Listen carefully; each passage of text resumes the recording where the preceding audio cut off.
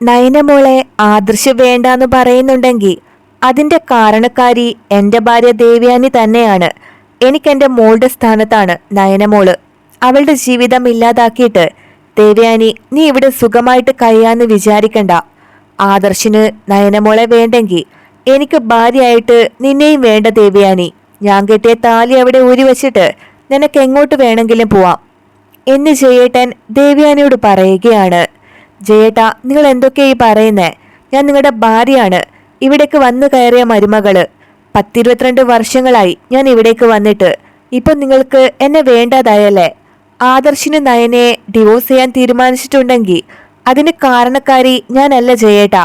എന്റെ അറിവോടെയോ സമ്മതത്തോടെയൊന്നും അല്ല അവനത് തീരുമാനിച്ചിരിക്കുന്നേ. ജയേട്ടൻ എന്നെ ഉപേക്ഷിക്കരുത് എന്നു പറഞ്ഞ് ദേവയാനി പൊട്ടിക്കരയുന്നുണ്ട്.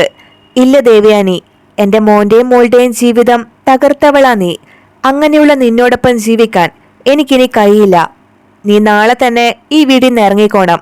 ഇല്ലെങ്കിലേ ഞാനായിരിക്കും ഈ വീട്ടിൽ നിന്ന് ഇറങ്ങി പോകുന്നത് എന്നു പറഞ്ഞ് ജയേട്ടൻ ദേഷ്യത്തിൽ പോവാണ്. ദേവയാനി കരഞ്ഞുകൊണ്ട് ആദർശിന്റെ അടുത്തേക്ക് വരുവാണ്. എടാ, നീ കാരണം എന്റെ ജീവിതമാണ് തകരാൻ പോകുന്നത്. നീ നയനെ ഡിവോഴ്സ് ചെയ്യുന്നതിന്റെ കാരണക്കാരി ഈ ഞാനാണോ? നിനക്ക് നിന്റെ ഭാര്യയുമായി വല്ല പ്രശ്നമുണ്ടെങ്കിൽ അത് നിങ്ങൾ തമ്മിൽ പറഞ്ഞു തീർക്കണമായിരുന്നു.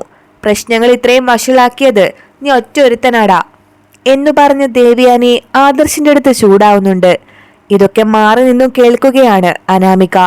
ഇതിപ്പോ പെട്ടെന്ന് തന്നെ ഞാൻ ആഗ്രഹിച്ചതൊക്കെ സംഭവിക്കാൻ പോവാണല്ലോ. വല്യമ്മയെ വല്യച്ഛൻ ഡിവോഴ്സ് ചെയ്യുന്നു. ആദർശേട്ടനാണെങ്കിൽ നയനെയും വേണ്ടാന്ന് പറഞ്ഞിരിക്കുവാണ്. ചുരുക്കി പറഞ്ഞ അനന്തപുരി തറവാട് കുട്ടിച്ചോറാവാൻ പോവാണ്. അങ്ങനെയൊക്കെ അനാമിക ആലോചിക്കുന്നുണ്ട്. അബിക്കാണെങ്കിൽ ഒരു കുട്ടിയുള്ള കാര്യം നവ്യ അറിയുന്നുണ്ട്. അതറിഞ്ഞ നവ്യ അബിയുടെ കൂടെ ഇനി എനിക്കൊരു ജീവിതം ഉണ്ടാവില്ല നയനെ. എന്റെ കുഞ്ഞിന് അങ്ങനെ ഒരു അച്ഛൻ ഇനി വേണ്ട. ഞാൻ എന്റെ കുഞ്ഞിനെ ഒറ്റയ്ക്ക് വളർത്തിക്കൊള്ളാം. അവൻ എന്റെ ജീവിതത്തിൽ നിന്ന് ഒഴിവാക്കാൻ തന്നെയാണ് എന്റെ തീരുമാനം എന്നൊക്കെ നയനയുടെ അടുത്ത് പറയുന്നുണ്ട്. ഇതറിഞ്ഞ അനാമിക രേവതിയെ വീട്ടിലേക്ക് വിളിച്ചു വരുത്തുവാണ്.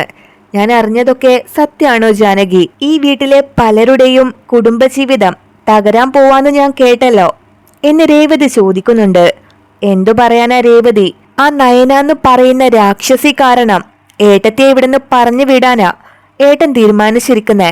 അതിനു മുമ്പ് ആദർശ അവളെ ഇവിടുന്ന് ഓടിച്ചു വിടും.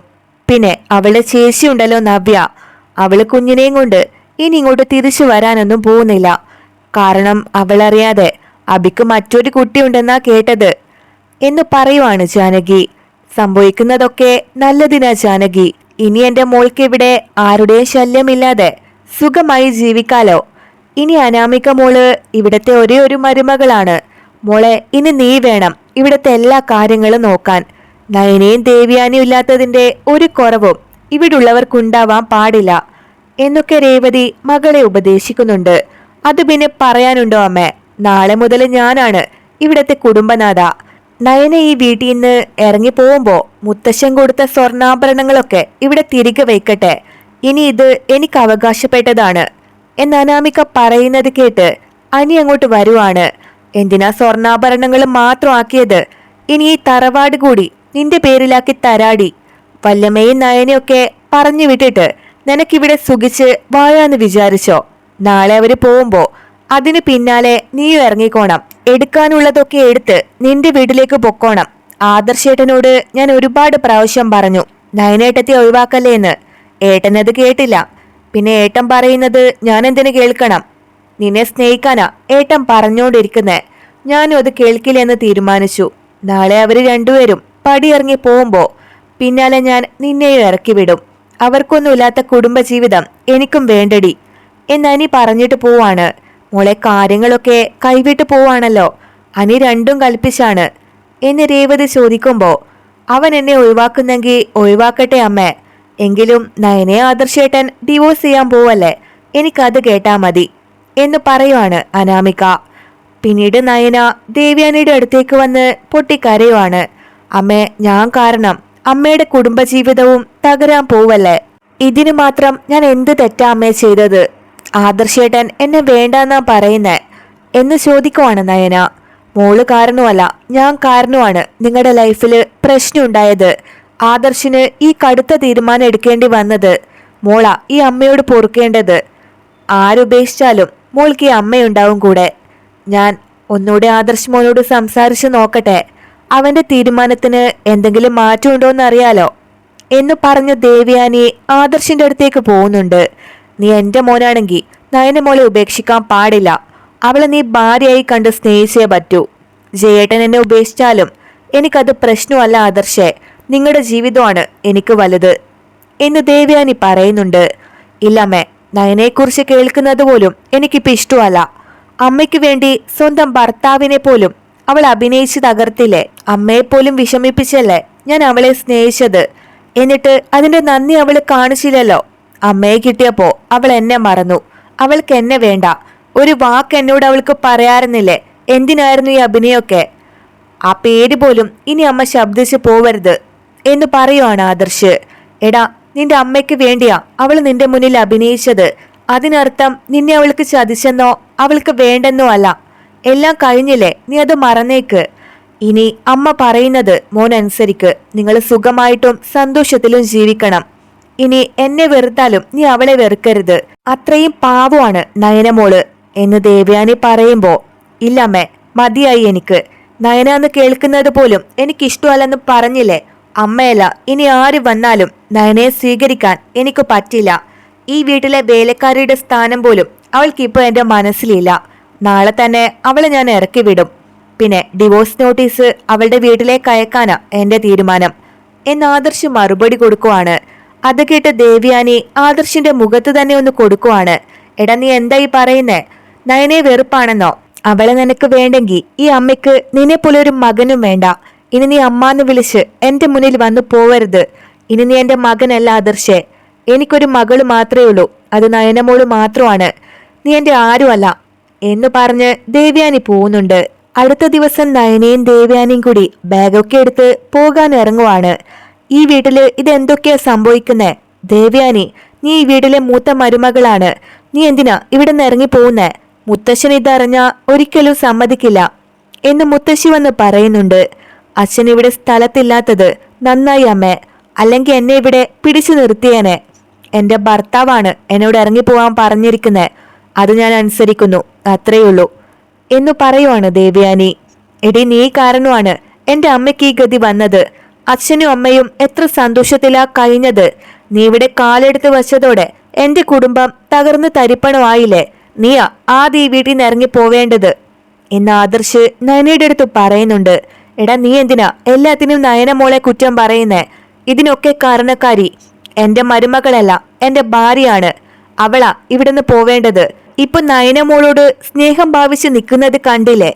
ആദ്യം ഈ വീട്ടിൽ നിന്ന് പോവേണ്ടത് ദേവയാനി തന്നെയാണ്. എന്താടി നോക്കിക്കൊണ്ട് നിൽക്കുന്നേ?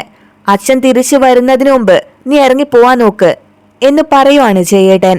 ഇനി ആരും ഇവിടെ ഒരു പ്രശ്നം ഉണ്ടാക്കണ്ട. ഞാനും നയനമോളും ആണല്ലോ നിങ്ങളുടെ സമാധാനം കളഞ്ഞത്. ഞാൻ ഈ പടി ഇറങ്ങുമ്പോ എന്റെ കൂടെ എന്റെ മോളും ഉണ്ടാവും.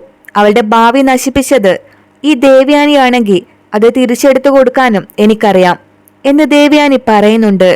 ഒന്നും വേണ്ടമ്മേ, ഈ വീട്ടിൽ നിന്ന് അമ്മ ഒരിക്കലും പോവാൻ പാടില്ല. ഞാൻ പോയാലും മൂത്ത മരുമകളായി അമ്മ ഈ വീട്ടിൽ വേണം. അമ്മയ്ക്ക് അച്ഛനോട് ദേഷ്യമുണ്ടെങ്കിൽ അത് മറന്നേക്ക്. അച്ഛനോട് ഞാൻ സംസാരിക്കാം എന്ന് നയന പറയുമ്പോ, ഇല്ല, ഇനി എനിക്ക് വേണ്ടി ജയേട്ടന്റെ അടുത്ത് ആരും സംസാരിക്കാൻ പോവണ്ട. നയനമോള് ഞാൻ പറയുന്നത് മാത്രം അനുസരിച്ചാ മതി. മോള് ബാഗൊക്കെ എടുത്ത് എന്റെ കൂടെ വരാൻ നോക്ക്. നമ്മൾ ഉടനെ ജർമ്മനിയിലേക്ക് പോവാണ്. ഇനി അവിടുത്തെ വലിയ ഡിസൈനറായി മോള് ഞാൻ മാറ്റും. എന്റെ കൂട്ടുകാരി അവിടെയുണ്ട്. അവള് ജർമ്മനിയിലാണ്. ഞാൻ എല്ലാം പറഞ്ഞ് ഏർപ്പാടാക്കിയിട്ടുണ്ട്. നമുക്കുടനെ അവിടേക്ക് പറക്കണം. ഇനി മോളുടെ ഭാവി സംരക്ഷിക്കേണ്ടത് ഈ അമ്മയുടെ കടമയാണ്.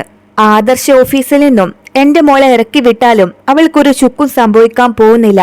എന്റെ മോനെന്ന് പറയുന്നവനേക്കാൾ വലിയ ഉയരത്തിലേക്ക് എന്റെ മോളെ ഞാൻ എത്തിക്കും എന്ന് പറയുവാണ് ദേവയാനി. അത് കേട്ട് ആദർശ് ആകെ വല്ലാതായി നിൽക്കുവാണ്. അമ്മേ, നയനയും വിളിച്ച് ഈ നാട്ടിൽ നിന്ന് പോവരുത്. എനിക്ക് അമ്മയെ കാണാതെ പറ്റില്ല എന്ന് ആദർശ് പറയുമ്പോ, മിണ്ടി പോവരുത് നീ. ഇനി ഞാൻ നിന്റെ അമ്മയല്ല, നയനയുടെ അമ്മയാണ്. നിനക്ക് നയനയെ വേണ്ടെങ്കിൽ അമ്മയ്ക്ക് നിന്നെയും കാണണ്ട. നിന്നേക്കാൾ വലിയ പൊസിഷനിൽ ഇരിക്കേണ്ട ആളാണ് നയനമോള്. നീ വാ നയനെ. എന്ന് പറഞ്ഞ ദേവയാനി നയനയുടെ കൈപിടിച്ച് അവിടെ നിന്ന് ഇറങ്ങി പോവാണ്. എന്നാലും ഏട്ടത്തിയെ പറഞ്ഞു വിടേണ്ടിയിരുന്നില്ല ജയേട്ടാ. നയന മാത്രം ഈ വീട്ടിൽ നിന്ന് പോയാൽ മതിയായിരുന്നു. ഇനി ആ നയന ജർമ്മനിയിൽ പോയി വലിയ ഡിസൈനർ ആയിട്ടല്ലേ തിരിച്ചു വരുന്നത്. ഇനി നമ്മൾ അതുകൂടി കാണേണ്ടി വരില്ലേ എന്ന് പറയുവാണ് ജാനകി. ദേവ്യാനെ പറഞ്ഞു വിടേണ്ടിയിരുന്നില്ലെന്ന് കുറ്റബോധത്തിൽ നിൽക്കുവാണ് ജയേട്ടൻ. എന്തായാലും ആ നയനയുടെ ശല്യം കുറച്ചു കാലത്തേക്ക് ഉണ്ടാവില്ലല്ലോ. ഇനി ആദർശേട്ടന്റെ കൂടെ ഞാനും ഓഫീസിലേക്ക് പോകുന്നുണ്ടമ്മേ. നയനയുടെ ചെയർ അവിടെ ഒഴിഞ്ഞു കിടക്കുവല്ലേ. ഇനി ആ ചെയറിൽ ഇരിക്കേണ്ടവള് ഈ ഞാനാണ് എന്ന് അനാമിക പറയുമ്പോ അനി ദേഷ്യത്തിൽ വരുന്നുണ്ട്.